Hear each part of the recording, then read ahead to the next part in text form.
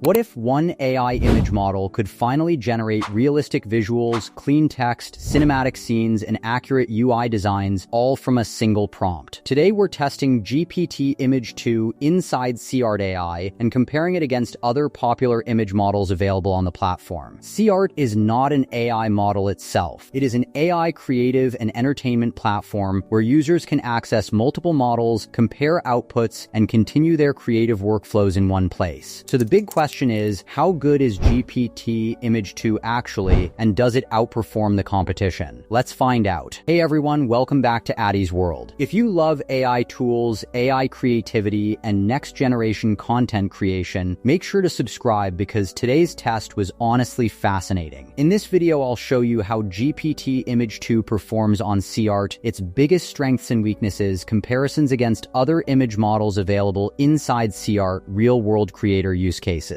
and whether it's actually worth using in 2026. Let's jump in. Before we test GPT-Image2, it's important to understand what SeaArt actually is. SeaArt AI is an AI creative and entertainment platform that gives users access to multiple AI generation models and creative workflows in one place. Instead of switching between different websites and tools, you can test and compare models directly inside SeaArt. That means you can generate AI art, cinematic visuals, character designs, product mockups, UI concepts, marketing creatives, social media content, and storytelling scenes using different AI models depending on your needs. For this video, I tested GPT-Image2 against several other available models on SeaArt using the exact same prompts, and the differences were very interesting. Beyond generation tools, SeaArt also has a community side where users can explore other creators' works, interact with content, and discover reusable creative experiences like AI apps and agents. That combination of creation, exploration, interaction, and experimentation makes the platform feel much more dynamic than a traditional AI image tool. The first category is prompt understanding. One of the biggest problems with AI image generation is accuracy. You give a detailed instruction and the model ignores half the prompt. So I tested GPT-Image2 on SeaArt with a cinematic prompt. A futuristic female astronaut standing beside a neon motorcycle in rainy Tokyo streets with holographic ads and cinematic reflections. Compared to some other models, GPT-Image2 performed extremely well in subject placement, scene composition, lighting mood, environmental detail, camera style framing, and overall prompt consistency. Inside SeaArt, switching between models made the comparison really easy. Some models produced impressive art styles, but GPT-Image2 felt much better at understanding the complete scene and maintaining visual coherence. That makes it especially useful for YouTube thumbnails, storytelling visuals, ads, branding content, and cinematic AI artwork. Next, I tested Realism, and this is where GPT-Image2 really stood out. Inside SeaArt, one compared multiple models using the same commercial-style prompts. GPT-Image2 consistently generated better lighting, cleaner reflections, more realistic materials, improved skin textures, and stronger depth of field. Metal, fabric, neon lighting, water reflections, everything looked more polished and cinematic. Some other models produced more stylized or artistic outputs, but GPT-Image2 felt more production-ready for actual commercial content, because realism creates trust. Now, this was probably the most impressive category: text rendering. Most AI image generators still struggle badly with readable text, but GPT-Image2 on SeaArt handled text much better than many other models I tested. I generated app UI concepts, product ads, dashboard interfaces, tech posters, and startup landing page visuals. And GPT-Image2 consistently produced cleaner typography and more accurate layout structures. This is huge for designers, SaaS startups, marketers, e-commerce brands, and YouTube creators because fixing broken AI text manually can waste hours. SeaArt also makes this process easier because you can instantly compare how different models handle the exact same UI prompt. That comparison feature is honestly very useful. One thing I actually liked about SeaArt is that different models shine in different areas. GPT-Image2 worked best for realism, text rendering, UI concepts, product visuals, and commercial quality outputs. Some other models were stronger for stylized anime art, fantasy concepts, experimental visuals, or painterly aesthetics. And that's the advantage of using a platform like SeaArt instead of relying on only one AI model. You can experiment, compare, and choose the best output depending on your project. That flexibility is incredibly incredibly valuable for creators. So after testing GPT-Image-2 on SeaArt, I can honestly say it's one of the most impressive AI image models I've used for commercial-style content generation. Its biggest strengths are prompt understanding, realism, lighting quality, text rendering, UI generation, and scene consistency. But what makes the experience more interesting is SeaArt itself, because instead of being locked into one AI model, SeaArt gives creators a platform where they can compare models, explore different visual styles, test workflows, create everything in one ecosystem, interact with community content, and discover reusable AI apps and agents without constantly switching tools. For creators, marketers, designers, and AI enthusiasts, that's a very powerful workflow. So yeah, guys, that was my GPT-Image-2 test inside SeaArt AI. And honestly, the progress in AI image generation right now is kind of insane. The ability to compare multiple AI models in one platform while generating cinematic visuals, UI concepts, realistic ads, and readable text makes SeaArt AI a really interesting platform to watch in 2026. Now I want to know your opinion. Which AI image model do you think is currently the best, and what should I compare next inside SeaArt? Drop your thoughts in the comments below. If you enjoyed this video, make sure to like, subscribe, and turn on notifications because we cover the latest AI tools, AI creativity, and future tech every single week here on Addy's World. Thanks for watching, and I'll see you in the next one.